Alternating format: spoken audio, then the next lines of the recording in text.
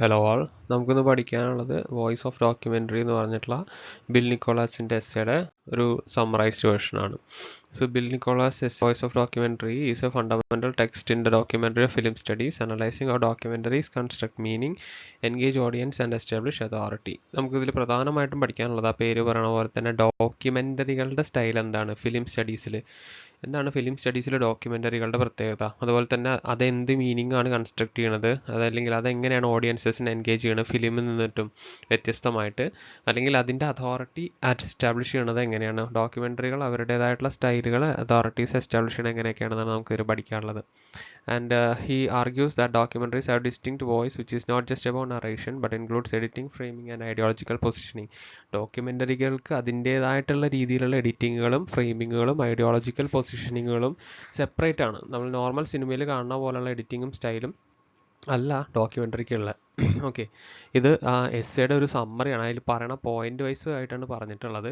നിങ്ങൾ പഠിക്കുമ്പോഴും ഈ ഒരു ഡോക്യുമെൻ്ററിയുടെ ഫീച്ചേഴ്സ് അയാൾ അതിൽ പറയണ കാര്യങ്ങളാണ് നോക്കേണ്ടത്. ഒന്ന്, ഡോക്യുമെൻ്ററി വോയിസ് എന്ന് പറഞ്ഞൊരു കാര്യത്തെക്കുറിച്ച് അയാൾ ഇതിൽ പറയുന്നുണ്ട്. ഡോക്യുമെൻ്ററി വോയിസ് എന്ന് പറഞ്ഞു കഴിഞ്ഞാൽ, ഡോക്യുമെൻ്ററി എന്ന് പറഞ്ഞു കഴിഞ്ഞാൽ വെറും ഒരു നറേഷൻ അല്ല.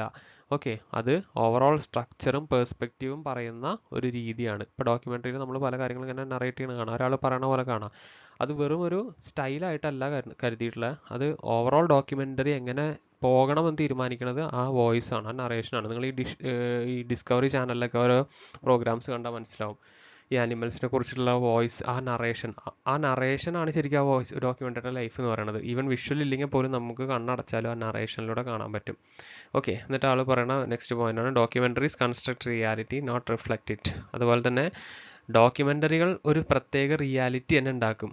ഓക്കെ, ചിലപ്പോൾ കാണുന്ന സംഭവത്തേക്കാൾ കൂടുതൽ നമുക്ക് ഒരു ഡോക്യുമെൻ്ററി കണ്ടാൽ മനസ്സിലാവും. എക്സാമ്പിൾ തന്നെ എടുത്താൽ മതി, ഡിസ്കവറിയിൽ നാഷണൽ ജോഗ്രഫിക്കിൽ കാണുന്ന സംഭവങ്ങൾ. നമുക്ക് ചിലപ്പോൾ ഒരു ടെമ്പിളിനെ കുറിച്ചിട്ട് നമ്മൾ പോയി കാണുന്ന പോലെ ആയിരിക്കും ഒരു ഡോക്യുമെൻ്ററി കണ്ടാൽ കൂടുതൽ നമുക്ക് അതിൻ്റെ എഡിറ്റിങ്, ഫ്രെയിമിങ്, സൗണ്ട്, അതുപോലെ നറേഷൻ, ഇതൊക്കെ കൂടെ വരുമ്പോൾ നമുക്ക് വേറെ ലെവൽ ഓഫ് മീനിങ് ആണ് കിട്ടുക. അതാണ് അവിടെ പറഞ്ഞിട്ടുള്ളത്. Then the film makers voice is implicit. അതുപോലെ തന്നെ ഇവിടെ വേറൊരു സംഭവം പറഞ്ഞിരിക്കുന്നത് എന്താണെന്ന് വെച്ചാൽ, ഈ ഫിലിം മേക്കർ അവരുടെ വോയിസ് അല്ല അവിടെ പ്രാധാന്യമുള്ളത്. ആ ഡോക്യുമെൻ്ററി ഉണ്ടാക്കുന്ന ആളുടെ വോയിസ് അല്ല അവിടെ പ്രാധാന്യമുള്ളത്. പക്ഷേ എന്താണ്, ആ നറേഷൻ കൊണ്ടുവരുന്ന ആളുടെയാണ്. ഓക്കെ, സോ അത് ചോയ്സ് നമ്മൾ ചൂസ് ചെയ്യുന്ന സ്ട്രക്ചർ അതൊക്കെ അതിനനുസരിച്ച് മാറും. Then contrast with fictional films വെച്ച് നോക്കുമ്പോൾ എന്താണ്, fictional film tell stories, documentary claim to represent real event, people and issues. Fictional stories സിനിമകളിൽ എന്താ പറയുക, കഥകളാണ്, കെട്ടുകഥകളാണ്. പക്ഷേ ഡോക്യുമെൻ്ററിയിൽ അങ്ങനെയല്ല. ഡോക്യുമെൻ്ററിയിൽ പറയുക real stories, real people, real issues ആയിരിക്കും. ഇനി ഡിഫറെൻറ്റ് മോഡ്സ് ഓഫ് ഡോക്യുമെൻ്ററി ആണ് ഇതിൽ പറയണത്. എന്താണെന്ന് വെച്ചാൽ, ഇത് ഡോക്യുമെൻ്ററീസിനെ ഓരോന്നായിട്ട് വേർതിരിക്കാനായിട്ട് ആൾ കൊണ്ടുവന്നിട്ടുള്ള ഒരു ഡിഫറൻസിയേഷനാണ്. ഒന്ന് എക്സ്പോസിറ്ററി മോഡ്. അതിനകത്ത് വോയിസ് ഓവർ നറേഷനാണ് യൂസ് ചെയ്യുക, ഡയറക്റ്റ് അഡ്രസ്സ് ചെയ്യും. അതുപോലെ തന്നെ ഫാക്ച്വൽ എവിഡൻസ് എക്സാമ്പിളോട് കൊടുത്തിട്ടുണ്ട്. BBC-യിലൊക്കെ കാണുന്ന ഡോക്യുമെൻ്ററീസ് ഒക്കെ അതിന് എക്സാമ്പിളാണ്. അതായത് സ്ട്രെയിറ്റ് നമ്മൾ ആ ക്യാമറയിൽ കാണുമ്പോൾ തന്നെ അവിടെ വോയിസ് ഓവർ നറേഷൻ ആയിരിക്കും ഉണ്ടാവുക, അല്ലാണ്ട് വേറെ എഡിറ്റിംഗ് ഒന്നും ഉണ്ടാവില്ല. ഓൾറെഡി ഒരാളെ ഇങ്ങനെ പറഞ്ഞുകൊണ്ടിരിക്കുന്നുണ്ടാവും, ഡയറക്റ്റ്ലി അഡ്രസ്സ് ചെയ്തുകൊണ്ടിരിക്കുന്നുണ്ടാവും ആ ഒരു ക്യാമറയുടെ മൂവ്മെൻറ്റ് അനുസരിച്ചിട്ട്. വേറെ നമ്മൾ പറയില്ലേ, സ്റ്റുഡിയോയിൽ വന്നിട്ട് എല്ലാം എഡിറ്റ് ഉണ്ടാവുക, ഫാക്ച്വൽ ആയിട്ടുള്ള എവിഡൻസിനെ കുറിച്ചിട്ട് നേരെ കാണിക്കുകയായിരിക്കും. സോ അതൊക്കെയാണ് ഈ BBC ഡോക്യുമെൻ്ററിയിൽ കാണാൻ പറ്റുക. ഒബ്സർവേഷണൽ മോഡ് എന്ന് പറഞ്ഞു കഴിഞ്ഞാൽ നമുക്ക് പറയില്ല, captures reality with minimal intervention. ഒരു ഒബ്സർവേഷൻ പോലെ ഒരു മിനിമൽ ആയിട്ടുള്ള കാര്യങ്ങൾ മാത്രമേ അതിനകത്ത് പറയുള്ളൂ. പിന്നുള്ളത് participatory mode. Film maker interacts with subjects വഴി ഇൻട്രാക്ട് ചെയ്യുന്നു.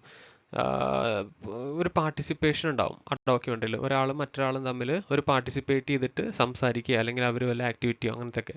പിന്നുള്ളത് റിഫ്ലക്റ്റീവ് മോഡിലാണ് documentaries making audience aware of film making progress. അത് കൂടുതലും റിഫ്ലെക്സീവ് മോഡിൽ കാണുക, ഡോക്യുമെൻ്ററി ഉണ്ടാക്കുന്ന രീതിയൊക്കെ ഇതിനകത്ത് കാണിക്കും.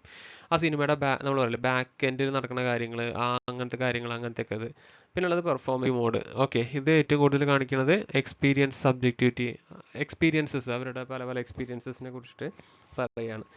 പിന്നുള്ളത് ആൾ പറയുന്ന റെട്ടറിക് ആൻഡ് പെർസുവേഷൻ ഇൻ ഡോക്യുമെൻ്ററീസിൽ എന്തൊക്കെയാണ് പിന്നെ കാണിക്കുന്ന റെട്ടറിക് കൊണ്ട് ഉദ്ദേശിക്കുന്നത് എഡിറ്റിംഗ് ഡിവൈസസ് ആണ്. Okay, documentaries persuade through structure. These are visuals, editing, interviews and narration arguments. ഡോക്യുമെൻ്ററികൾ ഒരു സ്ട്രക്ചർ ഫോളോ ചെയ്യുന്നുണ്ട്. അവർ വിഷ്വൽസ്, എഡിറ്റിംഗ്, ഇൻ്റർവ്യൂസ്, നറേഷൻ, ഇതൊക്കെ ആ സ്ട്രക്ചറിനനുസരിച്ചിട്ടാണ് ബിൽഡ് ചെയ്യുക. Then authority in documentary voice varies. Some documentaries use omniscient narrator while others allow subject to tell their stories. ഡോക്യുമെൻ്ററികൾ ചിലതിനകത്ത് അതോറിറ്റീസ് കാണിക്കാനായിട്ട്, ഓംനീഷ്യൻ നറേറ്റർ എന്ന് പറഞ്ഞു കഴിഞ്ഞാൽ ദൈവത്തെ പോലുള്ള ഒരാൾ നറേറ്റ് ചെയ്യും, എല്ലാം അറിയണ ഒരാൾ, ഫസ്റ്റ് പേഴ്സണും അല്ല സെക്കൻഡ് പേഴ്സണും അല്ല, പക്ഷെ അവർക്ക് എല്ലാം അറിയാൻ പറ്റും. ഇപ്പോൾ സന്തോഷ് ജോർജ് കുളങ്ങരയുടെ നമ്മൾ കാണാറില്ലേ സഞ്ചാരം, അത് ഓംനീഷ്യൻ നറേറ്ററാണ്, അയാൾക്ക് അതിലുള്ള എല്ലാ കാര്യവും അറിയാൻ പറ്റും. എത്തിക്സ് ഓഫ് റെപ്രസെൻറ്റേഷൻ, അതുപോലെ തന്നെ ട്രൂത്ത് കാണിക്കണം, ഓക്കെ, മാനിപ്പുലേഷൻ കാണിക്കരുത്, അത് ഫിലിം മേക്കിങ്ങിൽ കാണിക്കേണ്ട, ഡോക്യുമെൻ്ററിയിൽ കാണിക്കേണ്ട വേറെ സംഭവമാണ്. Editing shapes and meaning and sound and image relationship influence interpretation, background music, voice, silence, ഇതൊക്കെ ഓഡിയൻസിന് റെപ്രസെൻറ്റ് ചെയ്തിട്ടുള്ള സംഭവങ്ങളാണ്.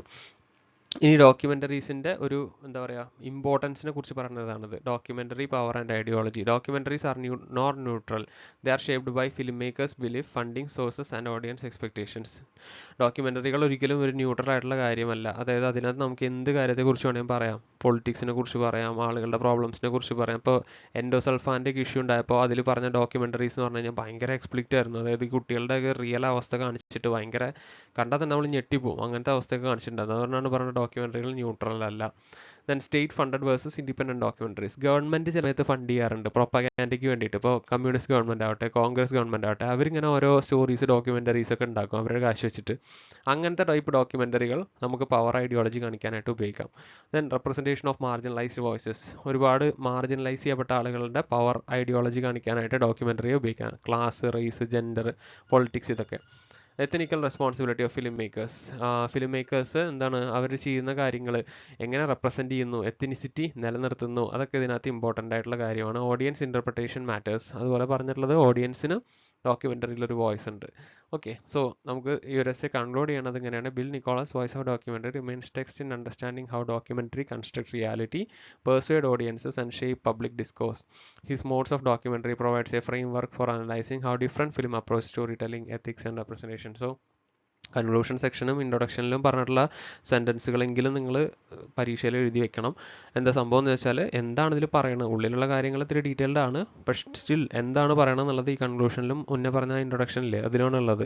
സോ ഈ ഒരു ഇതിൽ പറഞ്ഞിട്ടുള്ള കാര്യം ഇതാണ്, ഡോക്യുമെൻ്ററി, വോയിസ് ഓഫ് ഡോക്യുമെൻ്ററി എന്ന് പറഞ്ഞു കഴിഞ്ഞാൽ എങ്ങനെയൊക്കെയാണ് ഡിഫറെൻറ്റ് ഡോക്യുമെൻ്ററീസ് എക്സിസ്റ്റ് ചെയ്യുന്നത്, എന്തൊക്കെയാണ് ഓഡിയൻസിനെ പെർസീവ് ചെയ്യാൻ ഹെൽപ്പ് ചെയ്യുന്നത്, എന്തൊക്കെയാണ് പബ്ലിക് ഡിസ്കോഴ്സസിൽ നടക്കുന്നത്, എന്തൊക്കെയാണ് ഒരു ഡോക്യുമെൻ്ററിയുടെ ലക്ഷ്യം, ഈ കാര്യങ്ങൾ.